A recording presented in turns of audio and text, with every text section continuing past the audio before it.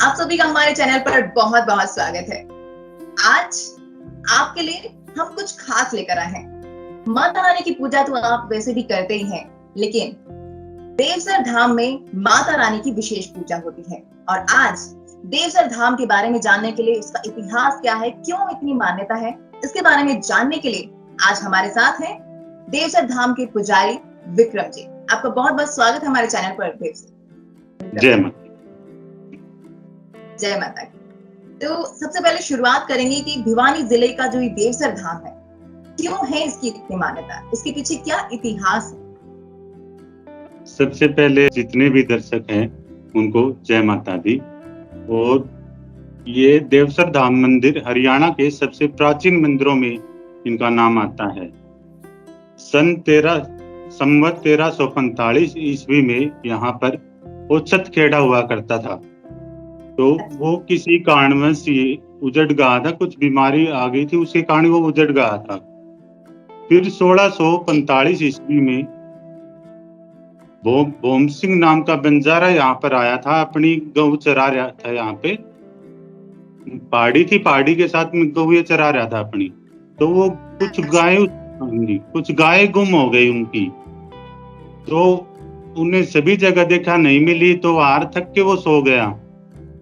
तभी माता रानी ने सौपन में उनको दर्शन दिए कि भाई आपकी गाय मिल जाएगी, मेरा एक काम करना आपको।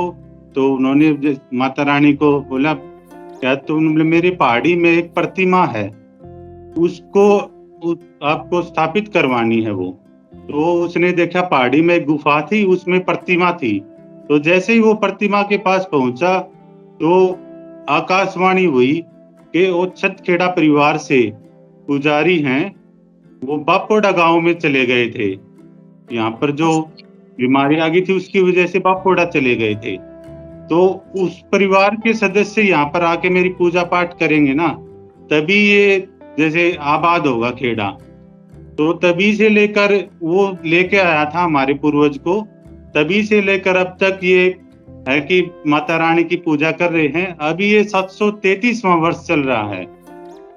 तो माता रानी की विशेष कृपा रही है हमारे परिवार पे, और हमारी ये 19वीं पीढ़ी चल रही है। 19वीं पीढ़ी चल रही है और 733वां ये साल चल रहा है। देवसर धाम में मान्यताएं हैं। तो देवसर धाम के पीछे इतिहास तो आपने बताया, लेकिन देवसर धाम पर कहते हैं कि पूजा करने से, माता रानी की वहां पर पूजा करने से सभी मुरादें पूरी हो जाती हैं। इसमें कितनी सच्चाई है? इसमें जी बहुत सच्चाई है जी। जो भी यहाँ पर भक्त आता है, दुखी कोई भी होता है, तो उसके सभी कष्ट माता रानी हर लेती है। जो भी वो मनोकामनाएं लेकर आता है, उसकी माता रानी मनोकामना पूरी करती है। और माँ का ये चमत्कार है कि यहाँ पे बहुत माता रानी ने चमत्कार किए हैं। जो भी दीन दुखी यहाँ आता है, माँ उसकी मुरादें जरूर पूरे करती हैं। तो देवसर धाम जो पहले था और अब है, फिलहाल जो है देवसर धाम, इसमें कितना बदलाव आ गया इतने सालों में? बदलाव बहुत आ गया जी। पहले पहाड़ी पे एक प्रतिमा थी, वो छोटा मंदिर बनाया गया था उस टाइम, जो भोम सिंह बंजारे ने बनवाया था।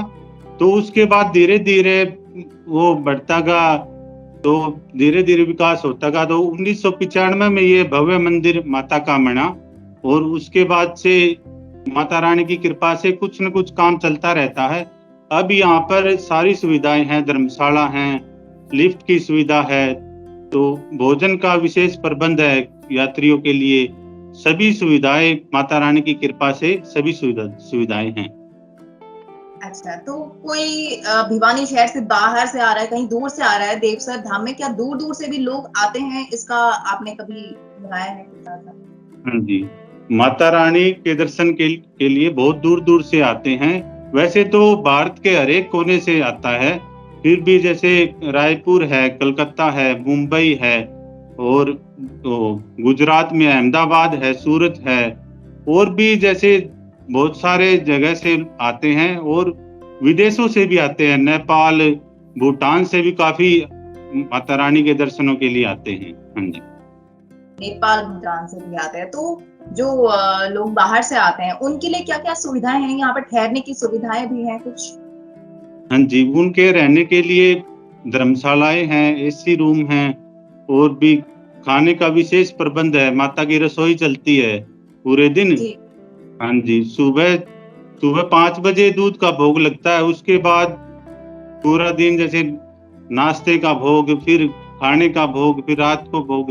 तो उसके बाद जैसे भी श्रद्धालु आते हैं तो उनके लिए विशेष प्रबंध रहता है भोजन का। अच्छा, पूरा दिन विशेष रसोई चलती है। हाँ जी। पूरे दिन चलता रहता है, तो क्या बात हाँ है। यानी कि कहीं भी अगर आप दूर से देवसर धाम में आना चाहते हैं तो बिल्कुल घबराने की जरूरत नहीं है। यहाँ रहने की व्यवस्था है, खाने पीने की व्यवस्था है, हर तरह की व्यवस्था आपको यहाँ पर मिल जाएगी। एक और खास बात मैं पूछना चाहूंगी कि देवसर धाम में नवरात्रों में क्या खास व्यवस्थाएं की जाती है, और नवरात्रों में जो पूजन किया जाता है उसके बारे में कुछ खास बताएं। नवरात्रों में वैसे तो 9 की 9 दिन माता रानी की पूजा चलती है, विशेष रूप से पूजा होती है चैत्र नवरात्रों और आसोज नवरात्रों में। जी लेकिन सबसे बड़ी मान्यता है जी यहाँ पर गठजोड़ा और जडूला। जो भी शादी होती है तो उसकी सबसे पहले धोक माता रानी को ही लगती है। सप्तमी जी को धोक लगती है जी। वो सप्तमी को धोक लगकर अष्टमी की रात, जैसे सप्तमी की रात 12 बजे अष्टमी की आरती बोलते हैं उसको, वो होती है। उसके अच्छा बाद अष्टमी की धोक शुरू हो जाती है। तो वो दोनों लगानी जरूरी होती है। जो भी विवाहित जो होते हैं उनको दोनों धोक लगती है, तभी उनकी धोक पूर्ण होती है। और जिसके भी अगर बच्चा हुआ है तो उसका जडूला माता रानी पे ही उतरता है सबसे पहले। हाँ जी, अच्छा अच्छा। ये माता देवसर रानी की मानता है जी। जी। एक और खास बात की जैसे कि ये तो हुई कि त्योहारों में कुछ अलग-अलग वक्त होता है और आरती का या पूजन का, तो रोजाना की अगर हम बात करें तो सुबह की आरती का क्या वक्त रखते हैं आप, और शाम की क्या आरती का वक्त है वो आप हमारे देखने वालों को जरूर बताएं। सबसे पहले जी सुबह 4 बजे माता रानी को का स्नान होता, श्रृंगार होता है।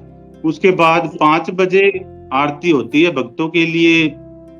माता रानी के द्वार खोल दिए जाते हैं तो उसमें आसपास के गांव के भी लोग काफी आते हैं। आरती में सुबह मंगल आरती होती है 5 बजे, और उसके बाद शाम को होती है आरती 7:30 बजे। जी। हाँ जी। तो उसमें भी शाम को माता रानी के भक्त आके आरती करते हैं तो बहुत अच्छा लगता है सभी को। और माता रानी की परिक्रमा है जी, वो भी सुबह सुबह गांव के आसपास के जो भी हैं वो आते हैं श्रद्धालु, और वो माता की परिक्रमा भी लगाते हैं। वो भी 1.25 किलोमीटर की परिक्रमा है। 1.25 किलोमीटर की परिक्रमा और सभी भक्त जन जरूर करते हैं, और मान्यता है कि परिक्रमा करने से भी फल की प्राप्ति होती है। बिल्कुल बिल्कुल जी। तो अभी जैसे कि त्योहार बिल्कुल शुरू हो चुके हैं, रक्षाबंधन है और बहुत सारे त्योहार आएंगे आगे, तो उसके लिए कुछ खास तैयारी आपने की है मंदिर में? हिंदू धर्म में जो भी त्योहार हैं वो सभी देवसर धाम में मनाए जाते हैं। अभी स्वतंत्रता दिवस भी बहुत हर्षोल्लास से मनाया गया, तो उसके लिए पूरे मंदिर को सजाया गया था। और जो भी त्योहार आते हैं, दीपावली, होली, अभी रक्षाबंधन है, तो सारे त्योहार धूमधाम से मनाए जाते हैं।